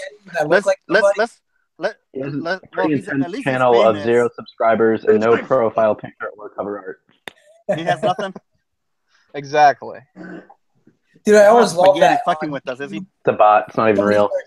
When Now he's saying starts smack the crap. ground and send an earthquake my way. Hey, then maybe it'll shut you up. He must be in SoCal. Probably. He's probably got his head bleached too much to where he can't think straight. I love hate. Oh, it's. This- Yeah, and this guy's full of it. I love scrolling yeah, he through has my absolutely YouTube nothing video on his and just channel. That's reading all one the of my hate. It's always a favorite good things time. to do on YouTube is to get somebody who's talking crap on your channel and Yeah, just do an It's argument this with them. douchebag right here that has absolutely nothing on his channel. Put him on blast. There we Nothing. go. Yeah. Does he even have a car? Probably not. He's probably like some fucking 12-year-old or some shit. It's a bot. Now we're seeing ourselves there. Ah. Oh, that's Martin, scary. Don't really. do that. Okay, here's a good one since we got a bunch of GM guys in here. Thoughts on Chevrolet considering building a budget V8 Camaro to regain sales? I was Yeah. actually going to bring that up. What's everybody's thoughts on that? I think they definitely Well, I should mean, do it. if you're gonna really compare, budget Camaros, I mean, even the regular SS is pretty budget compared to anything else there that's a V8 anyway. Nah, man. If Chevrolet were to right now put on the market an SS Camaro, or maybe not an SS, but like an SS engine in a base model body with like crank windows and manual door locks, so you could spend like $20,000 on a base model Camaro with a top of the line engine, I will go get a loan right now. Okay, Elliot They would Scott sell the said in shit the out of that. comments, he said, apparently he has cars, a 2015 turbocharged BRZ, 1993 RX-7 FD, and Nissan 370Z. Is this the dude Picture it talking didn't happen. Yeah, it's a dude talking crap. lies? Picture it didn't happen. Yeah, Well, exactly. I mean, I don't see anything on his account, so we can't verify anything that he's saying. Yeah. Okay. I mean, I can blow all the But I smoke mean, he like, wants to. seriously, Elliot, like, just stop talking shit. Like, it's there's no point to it. It's like, we're all here to have a good time. Like, if you disagree with something we're saying, that's fine. I love you. Everybody's Elliot entitled to Scott. their own opinions on the I subject. love you. How about this for But words? How about this for words? If he doesn't like the content, then fuck off. And I'm the guy that doesn't like to cuss. You I can don't know. I'm up for building a challenge. Like, as if this dude seriously has like a You Turbo can just VRZ or an take FTRX7. Bring that shit down to Central PA. Go ahead, man. Throw it up your ass. okay, MuvV8 says actually he's telling the truth there, so I guess they know each other or something. But Okay. like seriously, all I have And to if he say wants- is just stop talking shit. Let's just all get And along. if he wants to race a V8, you know, And- I got two of them right here. I got a C7 Corvette and I got a GTO. Yeah, and one's an Autobot. Look in the background. Yeah, the Autobot thing on the back seat. Going back to that. Dude, I'll tell you what. You bust that RX-7 out, you could race my Jeep. I will. We'll do 2-mile race with my Jeep. Okay. Hell, I'll You race pick the first the mile. I'll I'll pick the Infinity. second mile. Oh god, I'll race him in the Infinity. dude, the Infinity's fucked. What are you talking about? I'll race him in my mom's twin turbo Mercedes. Wait, you've never drove a car, Jared, so you'd probably lose. I can drive a stick. I'll race him in my mom's 2010 Honda Fit. I've driven you, dipshit. A fucking Honda Fit. You gotta Hey, be it's got fucking with me, feedback. I hope. Yeah. What look like the bullshitting kind? Yo, I Well, made maybe a a little review about that a few months back. It's just me completely roasting the thing. I cut off a pair of jeans and put some skater shirt on and pulled my socks up and I was vaping and I was just saying how amazing the car is. Yeah, if we can get back to that Oh, Lord. Camaro for a second, I think they're more likely to use this 355 horse 5.3 in it.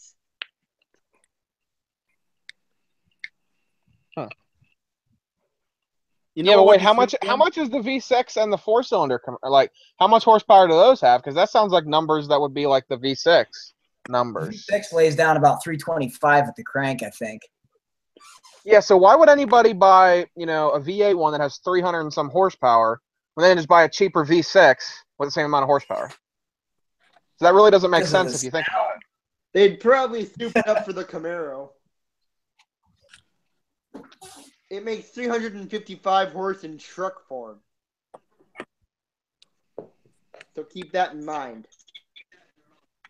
In Camaro Okay. form, it would probably make about 375. Oh, it looks like Sean's sharing his screen here. What's he doing? What you doing? Just scrolling away. So he's Those looking your for the videos? FDRX7. Oh god, the Honda Fit thing. So review. This should be good. Except we can't hear nothing, so.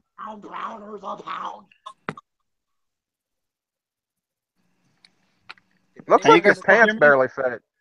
Oh, If now anyone that in looks the funny comments looking. gets that reference, I will love you forever. What the hell? Is that a Fit? Oh god. Whose car is that? And look, you can't even handle it. You look, you're about to puke. He said it's his mom's. It's his mom's car. Oh it's his mom's shit. car. You do know there's a blurring feature in when you upload, right? We can blur plates. From YouTube? No, I was doing that very on purpose. I was making a joke. Oh, because we couldn't hear the video, so. Yeah. I had so much fun with that. But you look so fucking hilarious in that video. That was the goal, to look as absolutely ridiculous as possible. So that's your mom's Fit then, right? Yeah. Has paddle shifters. Holy It's a shit, sport. Jared. Jesus. What year is that thing? 2010. The, Has 117 horsepower. 75 horse. 207 horsepower? 117. Oh, 117. I was gonna say. I bet I can beat it in the PT Cruiser. Yeah. You Nah, could I beat it don't in think any. you could, dude. That thing's a vagina on wheels. I bet you if Martin started running, he could beat it. Dude, I'm sorry. I'm sorry. You line up the PT Cruiser and the Fit. The Fit is gonna spank that ass. No, I don't think so. Yo, I can whip I out think those so. paddle shifters. I'm killing it. Martin's Here's is a what I manual, noticed. so. I think we got a new YouTube call out right here. Say what? Oh! PT Cruiser versus Honda Fit. Dude, I want to see it. For real, I want to see it. I'm down. The whole- Hey, Mom, can I borrow your car for the day? Why? I'm going to race. What the fuck are you You're doing? gonna go lay down the smackdown on a PT Cruiser. The one PT Cruiser that I know that he cannot beat is it's going to be the high output one, which has 230 horsepower. That's the turbo one, right? Yeah. Ain't no way. Those no are how. actually kind of cool. They're pretty quick little fuckers. Like you said earlier, they don't get enough street cred. No, they don't. They used to. That's the funny thing is they used to, and now they don't. Well, with Martin What's behind the wheel, no wonder they should get street cred. Oh, Well, what's As funny in, about like, that he'd car be is that- smoking everybody with it. Well, what's funny about that little car is that when I bought it new back in the day, there was not very many out there, and they were selling them left and right in the dealerships, and they couldn't even keep up with production when they were bringing them from Mexico. those things were huge when they came out, man. Jesus, Jared. Sorry. God damn. Fire in the hole. Oh, God, the dog farted.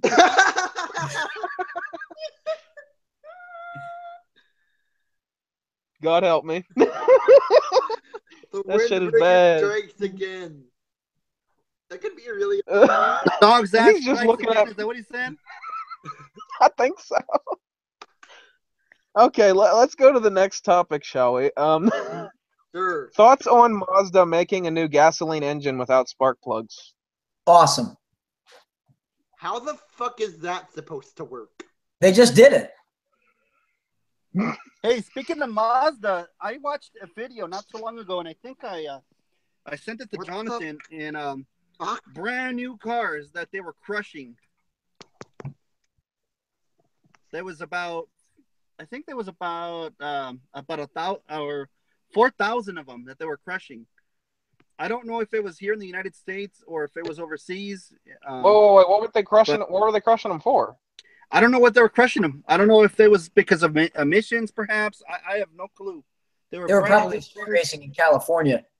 No. This is brand new cars. There was 4,000 of them that they crushed, and basically they were putting them in this place where the guy would pull a panel, set off all the airbags, and then they put them in a crusher. They would even drill out the holes in the tires to basically make them useless. Brand new tires. Large compression ignition. What, Sean? He's researching the new Mazda engine. Oh, well, you want to explain it to us then? Because I didn't write all that stuff down. I'm not, probably as you've picked up on that I haven't really been talking, is I'm not very knowing about how engines work in general and having all this different engines memorized. So when you said engine without spark plugs, I'm pretty confused on how that one works out. Same. It's called Well, did you search it? homogeneous charge Electronic compression control. ignition. The technology that promises diesel-like fuel economy out of diesel-like engines.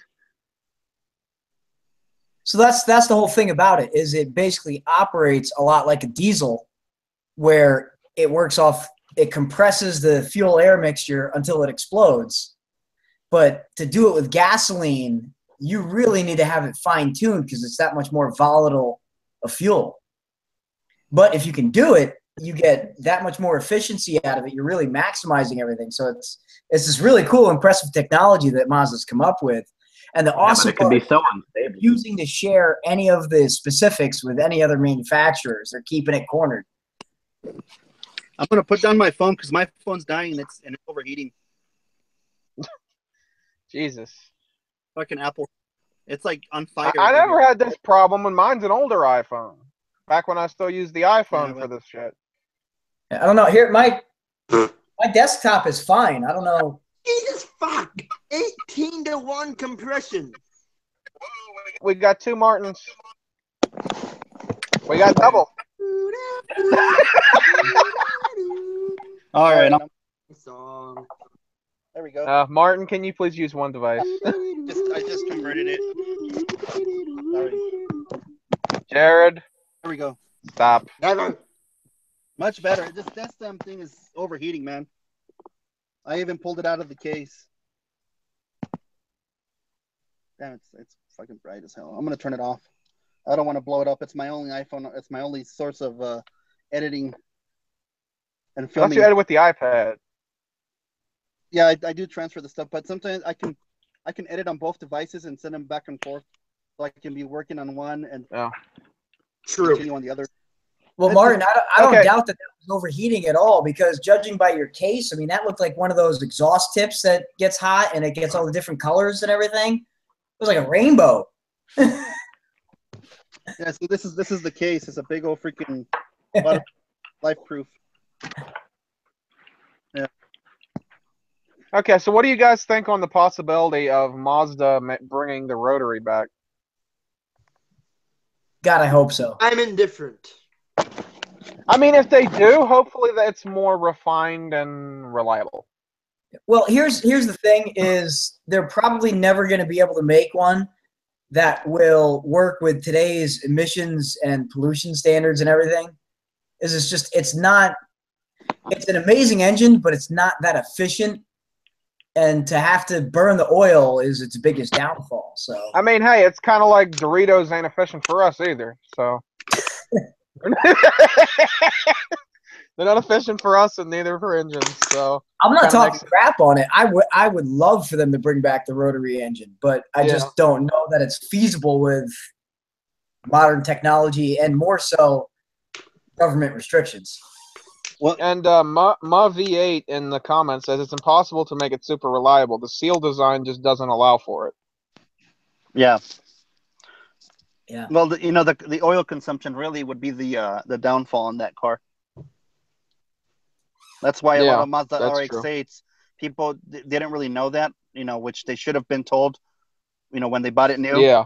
That, hey, keep up on the oil because it will consume the oil, because that's how it stays basically Yeah, because it lubricated. drinks oil like a freaking alcoholic drinks fucking, well, alcoholic. Yeah. Or alcohol. Yeah, or a Well, I smoker mean, you got to smokes explain it to cigarettes. people. It's like, picture this engine in your car like it's your two-stroke weed whacker. Sounds like it too. Don't Okay, don't tell that to I don't know Rob Dom. 'Cause now Okay, so Elliot Scott in the comments. Now, I don't know how good his information is since he was being a troll earlier. But I'll give him the benefit of the doubt and say what he said anyway. He said, that's why you pre-mix with a rotary. Delete the whole oil feed system. Yeah, but then I how do don't you know keep how the true that but how do you is, keep the engine alive? You have to have that oil, system in there. You have to run oil in there. It has to happen. Yeah, but he's saying to mix it in with the gasoline. Yes! Look at fucking Sean. I got hungry when you said that. Yo, that is perfect. I just literally made the fucking Doritos joke, and then he gets a bag of fucking Doritos. Hey, you hear that, Doritos? You guys need to start sponsoring. Yeah, right. Imagine that. Jonathan being sponsored by Doritos. It's even got a hell rotor no. on the wrapper. Do you see that? Actually, you know what? The Dorito does look like almost like a rotor. It's got the 3 points. Oh, shit. That's why. Remember when Rob Spaghetti in one of his videos was talking about how, Rob Dom's gonna come out and there's gonna be Doritos flying everywhere. I didn't hear that. That's funny. I think I could have sworn that's what he said. And hey, what's up, Kenny? Do you guys remember the Super Bowl commercial with the guy dressed up in like the Doritos suit? Rob Dom so needs to come out wearing that when he actually gets that car running. Yo, I should message him on Facebook and tell him to do that. You should. That'd be hysterical, dude. Yeah, because sometimes I talk to him on there, so hopefully he'll see it since he is pretty busy. Yeah. But okay, so Elliot Scott says it's just the small oil squirters that feed into the combustion chamber. Premix mixes in with gasoline and gets direct injected via injectors to the combustion chamber. Well, if they're able to if they can manage the emissions, like Trevor was saying, but it'll be really expensive. That's the biggest hurdle. Yeah, like I think that's why Raw Doms doesn't have it finished because of lack of funds. And Sean, your mic's muted, Dorito boy. Do you want to hear this crunching? Okay, not really. So Yes, we do. Let that rotary engine live on.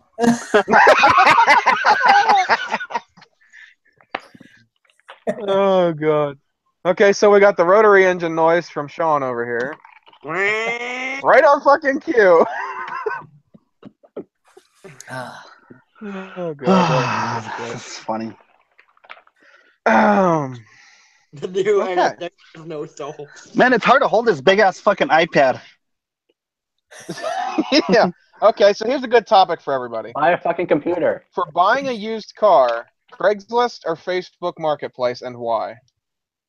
No. Neither? Okay. Okay. Read that question again, because I don't know, I missed it. Okay, for if you were buying a used car, Craigslist or Facebook Marketplace, and why? Damn, I don't know if I would want to use it either. That's what I'm saying. It's like every single one of those ads is for gonna be finding like, women. car ran when parked. True. Like, I forget which podcast we were talking about, where the guy was saying, trying to get a more, usable car for baby. Plan to get a two-door coupe or some bullshit. Moron. What a moron. Worked when Okay, parked. so Kenny says Carfax, used car, Carfax only. And when Then- parked. No, one of my favorite sites is Car Gurus. That's a good one. Oh shit! You know that had to have been there forever. Clean Texas title in hand. Right up. You'd have to remove the tree first. I don't know how you would even do that. It's right Dude, through it's right through the. Hear a funny story, right? Here. Holy shit! One of my old friends is this big lead sled fanatic, right? So he calls me up one day. He says, I'm going to buy a parts car. He's got a 56 Oldsmobile. He found a 55 Oldsmobile for sale. And it legit in the ad said, ran when parked. And we go see this car.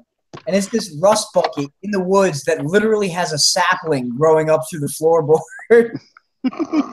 We pulled it out of the woods, and it was like a foot down in the ground.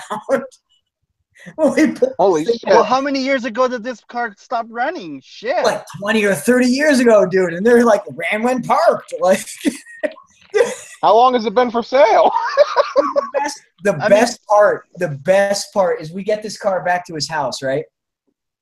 We hook a new battery up to it just for shits and giggles. And we hit the horn. And when we hit the horn, you hear this.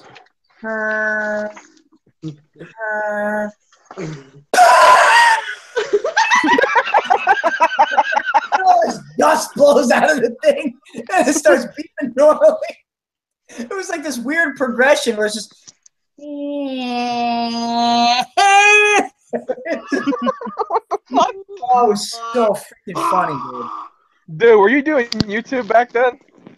I wish I was, because if that was on video, it's just, that dude made me, because I'm a skinny little dude, he made me crawl in through the trunk to get the freaking driver door open in this freaking spider-infested hunk of, oh my God. You I would remind have me been of, like, how much you paying me for that?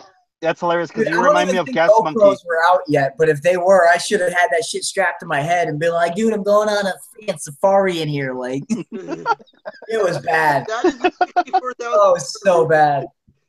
This is making it in a funny moments video. It literally It had a tree growing in it. You sounded like Pee Wee Whoa, wait, Herman had a a second what? ago. That's what I was saying. When we pulled it out of the woods, it literally had a tree growing in it. There was a sapling coming in through the floorboard. You sounded like fucking Pee Wee Herman a second ago.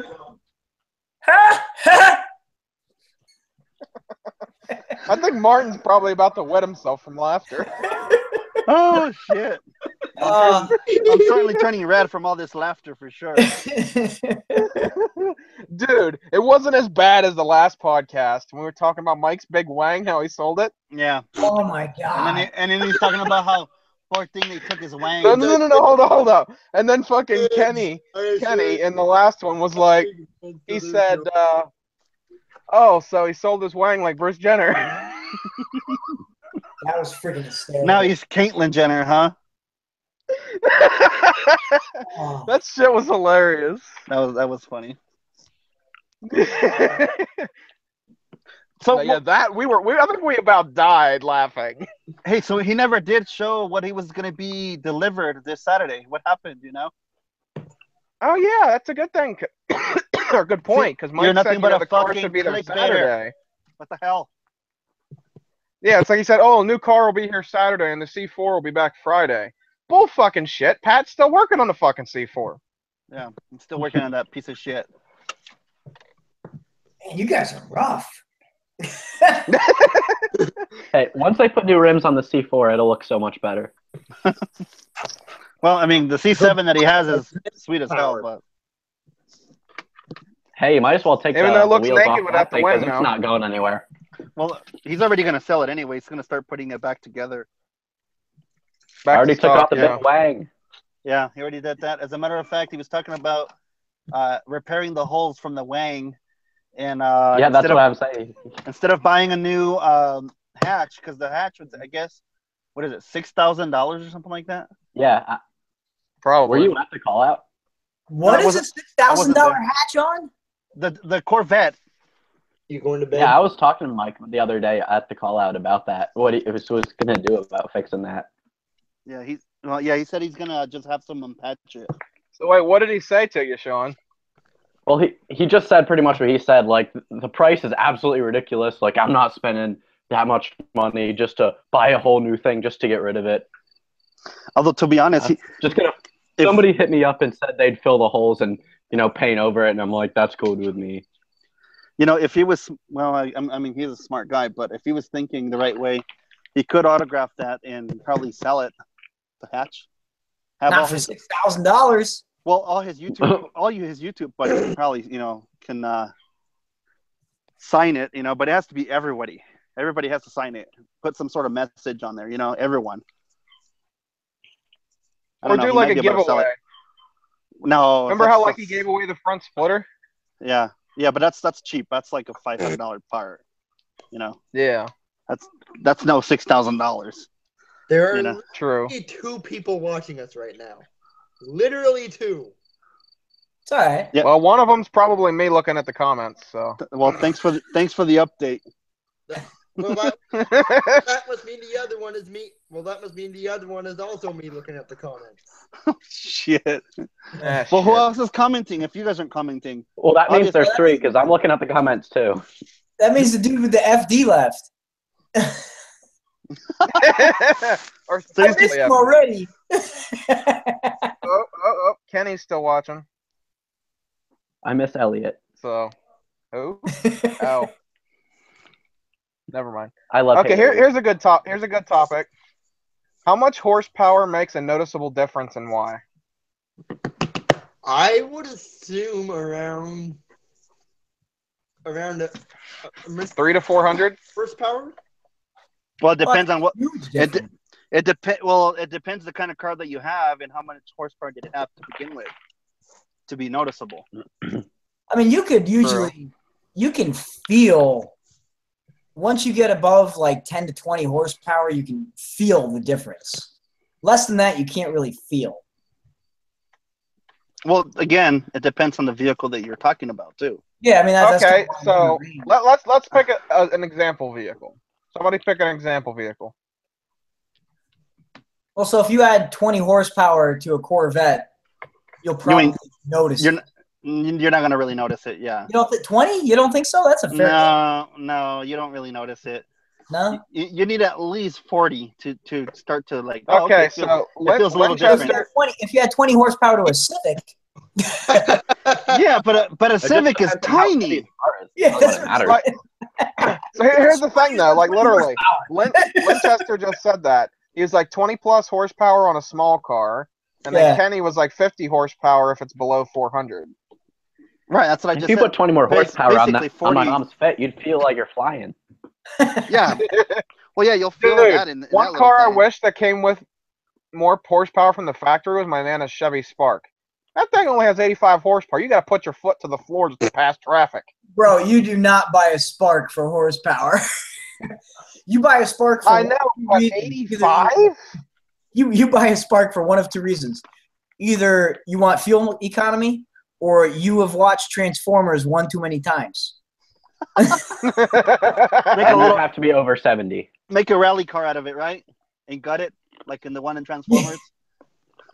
Dude, you want to hear something funny? So, I might hit a nerve with a couple of you guys here, but not intentionally here. So, I worked at a Chevy dealership for a little while, right? Okay. Yeah. I had this lady who had a Chevy Spark who came in and complained. She said, this car is dangerous because if I hit the gas, it can't get out of the way of traffic and I'm going to die. She made that big a deal out of it. She's like, this car can't accelerate out of the way of traffic. I'm going to die. She had to weigh at least 400 pounds and kept her 300-pound son in the car with her all the freaking time. The two of them probably weighed almost as much as the car. She's like, it doesn't move. Well, yeah. Wait, what car was it again? A Spark. A Spark. Oh, shit. They had 900 pounds of people in a freaking 2,000-pound car. With 85 horsepower. With 85 horsepower, yeah. Yeah, like, it's not going to go anywhere. Like, here's the thing. Like, that car with my fat ass in it, plus my Nana, is slow. I don't know how fast it is. Well, hell, I'm pretty sure I don't know how much less I weigh than you, but even with me, it'll fucking go nowhere. Hell, even with Trevor's skinny ass in there, it'll go nowhere. Trevor's skinny ass. And he weighs about as much as my shoe. Whoa. Yo. Wait, what about Sean and freaking Jared? What about them? They can't drive. What the fuck? Sean can. Sean has a car. Oh, okay, Sean. Sorry, Sean. He just got up and walked away. What the fuck are you talking about, nigga?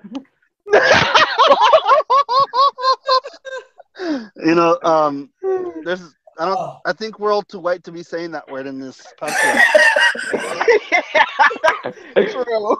Like earlier today, I went to Popeyes to go, buy me some dinner, and the guy goes, "Would you like some hot sauce?" And I'm like, "Hell yeah, I want some hot sauce. I know I look white, but I'm Mexican." I told him, and they all started busting out laughing because they didn't realize they didn't believe I was Mexican. I believe it. You sound like it. Yeah, but everybody has an accent here because it's New Mexico. Yeah. Somebody just left. Oh. Yep, Jared just left. He probably got bitched at by his mom to go to bed. Besides not being able to drive, he can't stay up late either. How old is he? I think like 17 or something, almost 18. Okay. Yeah, I don't think you should be on the podcast next time. Something like that. This is grown-up talk. Oh. Mark. Well, I mean, hey, Sean's not too far away from that. You're what, 18, right? Yeah. Well, at least he's 18. I mean, he's over the hurdle. Actually, Martin, that's something I've been meaning to ask you. Talking about all the cars you Y'all bought. can assault me with your How old are words. you? How old am I? Yeah. Oh, God, I'm like the oldest. That's a good question. I'm the oldest one here, man. How old are you, first of all? Because you look young as hell. You look like you're barely 21. I'll tell you what. Take a guess at how old you think I am. Because I guarantee you're going to be probably 5 years too young. 30. If anything else, you're probably 28. But you look like you're 21, 30. 22. I'd take that as a compliment. 31. Okay. Yo, I was the closest. I said 30. Okay. Fuck, I'm embarrassed. I'm about to turn 35 in the 28th of this August. Okay, that's not bad. No, I'm not going to say what I was thinking. I'm going to keep my mouth shut.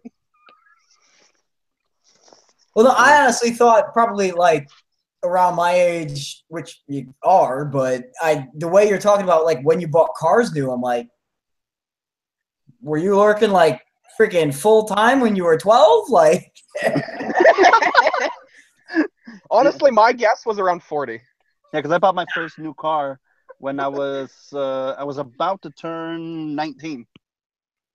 It was in and the you bought it summer. brand new. Yeah, so I was still 18, and I bought it just before I turned 19. My first brand new car. That's impressive because, you know, like I said, 31, never bought a new car. My '03 Jeep is the newest thing I've ever owned. Well, even my Pride and Joy, the GTO, I bought it when it was brand new. I'm one of a rare breed of GTO owners that has had the car since it was brand new. That's awesome. That is like everybody is shocked that I'm the original owner. And that it has only 30-some thousand miles on it. Yeah.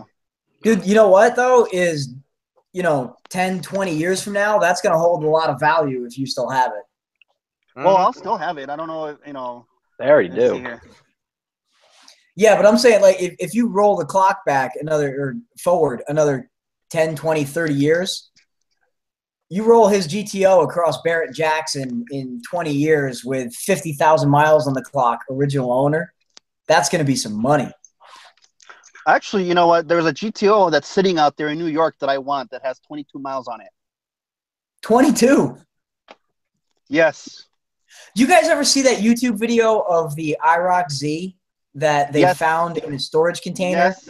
And the dude, like, Never it hadn't registered. even been PDI'd yet. And the dude has it in a showroom on dollies because he's like, it's got 9 miles and it will never see 10. I seen it. That's kind of fucked. It's cool.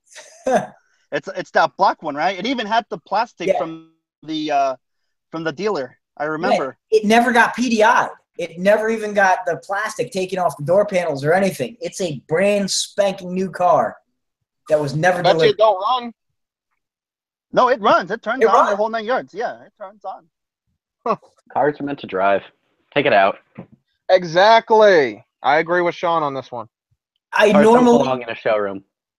99% of the time, I agree with that. 99% of the time. But to have something that rare, 9 miles on it, I mean, it's brand new and it's 30 years old. That's cool. Right. Well, this guy, whoever bought it before him, bought it in Florida, and it's a black on red interior with the 17-inch wheels. 16. No, those came with 17-inch wheels. 16. GTOs. No. I'm talking about the GTO. Oh, I thought you were talking about the IROC still. No. That's why I said red interior. The IROC has That's what the like a IROC gray had, interior. yeah. No, it has a gray interior, doesn't it? Inside. Oh, the It's 9 black. mile. Actually, yeah, I think the 9 mile one has gray. You're right. Yeah. I clearly remember that. But anyway, some guy bought this GTO brand new. I guess he was a collector. When he bought it, he didn't even drive it home. They picked it up on a car hauler. They took it to his house, put it in there, put it on a 4-post lift, and left it there. Huh. And then this guy Wow. found it as a collector car, purchased it. I don't know how much he paid, and then he didn't drive it, but he took it on a car hauler again, all the way to New York, and it's sitting in his house, and it's just sitting there in a 4-post lift again. Jeez. Did you see the news? There was a news story, I don't know, maybe 6 months ago about the twin Buick Grand Nationals that they each had like less than 100 miles on them in a barn. Holy shit. Wow. Yeah, some dude, he bought 2 of them brand new from the dealer and like drove them home and never drove them again. Wow. I wonder what kind of condition they are in. Oh, they were mint. Oh, they're mint. Wow. They were mint. They were covered in dust, but that was it. You wash the dust off. They sold for like hundreds of thousands of dollars. It was ridiculous. Yeah. Because there was another guy that I was telling. Yeah, but here's the thing, though. Do they still run for sitting that long? Did they start it up every so often? Like, Well, I don't know if I don't remember it saying if they did or didn't in that article. well, I'm sure they serviced them before they turned them on. Because imagine the oil. It probably looks like freaking sludge after so many years of just sitting there. Yeah. I mean, it's probably coagulated. Everything, every single. Like, I was actually surprised that, like, the Shelby Charger that my friend Stan has Oh, actually started, because he told me that it was sitting for like 3 years. You'd be surprised how long a car can sit and it'll still crank over and fire up. It's impressive, actually. As long as it has a good battery. Yeah. And the fuel has not coagulated. You know, hasn't turn into mush. My buddy and I had that issue on a. He picked up this motorcycle for like dirt cheap, and it didn't run. And we were working on this thing, checking out like the making sure the fuel supply worked, put a new battery in it, checking wire connections. And finally, I'm like, how long did you say this thing was parked for? And they were like 5 years or 6, 7, 8 years, something like that. So we pull the tank off this motorcycle, and I'm like dumping it out. And I'm like, yeah, that's not gasoline anymore. We put fresh gas in it, fired right up. Yeah. Wow. Well, anytime you get a car that's like that, all you do is change the oil, transmission, engine, all the vital fluids, put some fresh gas in that sucker, and it'll start. Hell yeah. I mean, that's what they're meant for. I mean, it's not going to harm it. It's just the people forget that those interior parts are sealed. There's nothing that's getting in there. The only thing that could end up happening, like I remember that somebody was talking about, I think it was like some sort of Porsche racer or like GT3 or something like that, like an old 80s model of some sort, and it was a race car. I guess there was a rodent that ate the wires, but once they replaced the harness, that thing just fired up like nothing. They didn't have to rebuild anything on this car. Wow. You got to remember, it's all metal. It's all, it's metal. Like, unless it rusts and it's sitting, in a coastal area that has constant, humidity, as long as it's in a desert, nothing's going to happen to it. The only thing that's going to happen is the paint's going to bubble if it's exposed. Yeah. And the Winchester also says, do watch out for water condensations and entering the cylinders. Yeah. Otherwise, we end up with the auto vlog problems. Yeah, the hydro lock. Yeah, that sucks, man. Yeah, that really did suck. Like, he only had it for what, 7 weeks? Something like that, like just a little over a month. It's like brand new fucking car. They have to total it because apparently the engine's worth $70,000 and the car he paid 80 some grand for it. And the thing that really sucks is it only has like 3,000 miles on it. Yeah. It's brand spanking new. It's like, so whoever. Yeah, and then they have to total the car. So whoever buys this car can probably rebuild the engine with with not too much money, instead of trying to replace the engine. Because I doubt that he got that much damage. As a matter of fact, I told him to not worry about it. Don't let people tell you that he bought a bad car, because it was just Mother Nature, and a human error when they screwed up his differential. Yeah. I mean, it's not because he bought a car that is no good. Because Mercedes does build good quality vehicles. I'd still like to know is why that engine is so vulnerable like that. Well, it's not that it was vulnerable. It's just that where the air intakes were, the water hit him in such a good position that it went into the area of the intake system. And because he was driving through like a freaking like a monsoon, basically. And then the opposite direction, someone splashed him, and it just so happened that every bad scenario, happened to him in that exact moment that needed to happen for hydrolock. Yeah. Because as far as I know, I don't think he ever blew out a rod or the crank broke or nothing like that. No pistons broke out, no rod, no nothing like that. As far as I know, it just stopped, and nothing was damaged inside. And that's what I was telling him.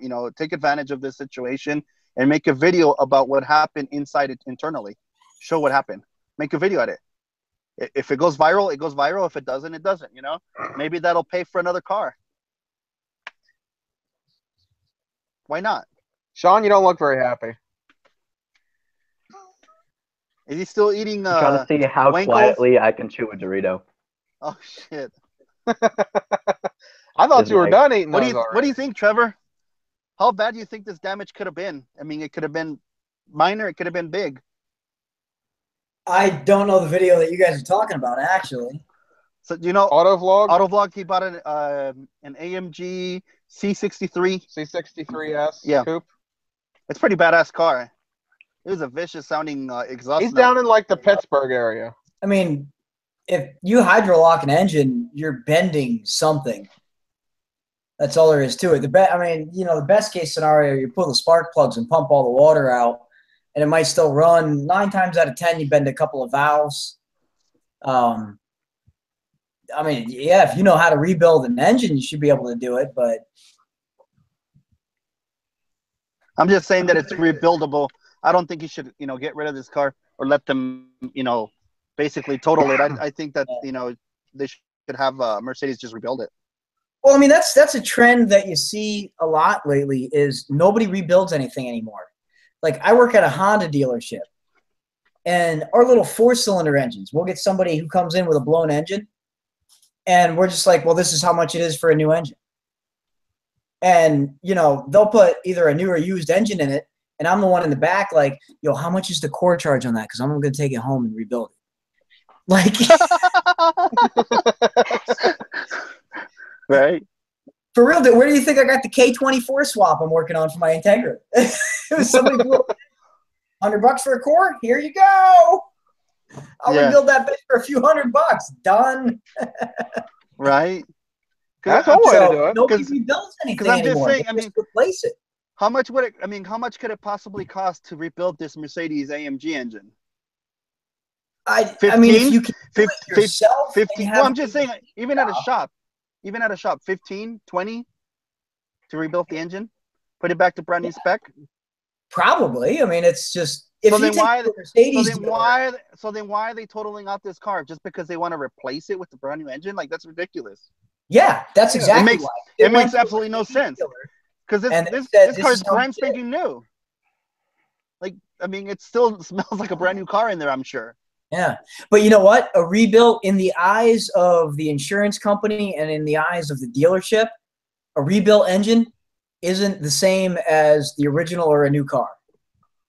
So it's totaled, which is stupid, but that's how it works. But then you get guys like you and us, you and me, and it's like, rebuild it, put 10 grand into it, and you have this $100,000 car for 10 grand. It's perfect. Like right now, let's just look at my GT, okay, for example. The way the engine's been built, even though it has a stock bottom end, it's a lot stronger than it was when it was stock. And it has more power. Yeah. True. I think it's just because I just think the insurance company just doesn't want to go through the hassle of it being rebuilt. They just want to say, oh, it's easier to put a new motor in there. I don't know. If I was him, I would just argue the fact to just have them rebuild it. Because either way, I mean, as long as the Mercedes technician rebuilds it, right? Even if they ship it back to Germany or whatever, I mean, how much could it possibly cost? $40,000? Maybe 30? Probably not 70 like they were saying. Exactly. And it'll be built by somebody in Germany that would have, it's basically you're building into a brand new spec engine. And it'll be the same block. The issue with that, though, is when it comes to the insurance company and the dealerships, again, is the average Mercedes technician isn't trained or certified. I'm sure he knows how, but he's not trained or certified to rebuild an engine. And the way things work in dealership life now is they're not going to warranty a rebuilt engine because there's too much room for human error.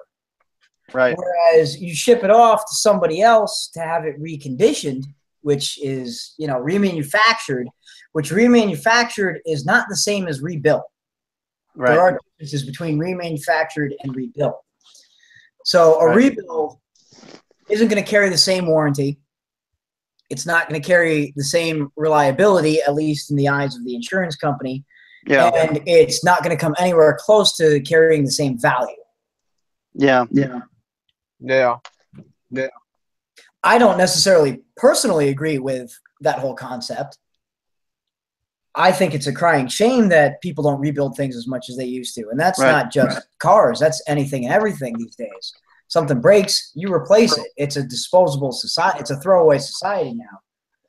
But True.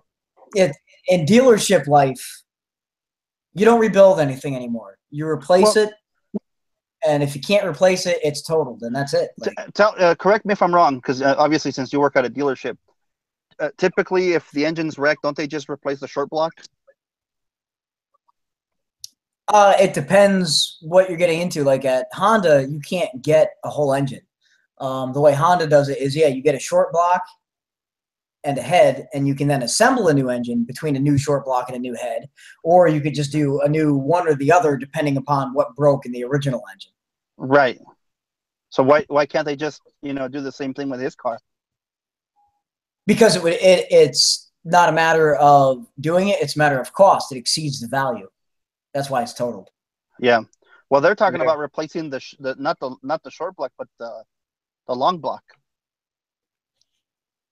Basically, getting a crate engine that's ready to go. Yeah, that's what they're talking about. Price, probably the reason it's totaled though is between the price of the long block plus the labor, it's going to exceed the value of the car. Right. And the Mercedes thing, because they're stupid outrageous on anything that they're going to put in there for price. Yeah, true. It's just too bad that he's losing this really amazing car. I feel sorry that that he's going to go through all this, and now he's going to go through the financial troubles of trying to find something new and replace it, and now the insurance is not going to give him what the car was even worth. Yeah, it's just a huge headache. It's a huge headache he's going to go through. If he's technical, if he can do it himself, that'd be something you buy it back. You take your insurance money, which is whatever they total it out for. They give you $50,000 for the car. You buy it back for 30. You rebuild the engine for 10 on your own, and all of a sudden you just made 10 grand and you get a brand new car. Right. Yeah, I should tell him to watch the last few minutes of this podcast. Yeah. But either way, I sent them a. Go ahead.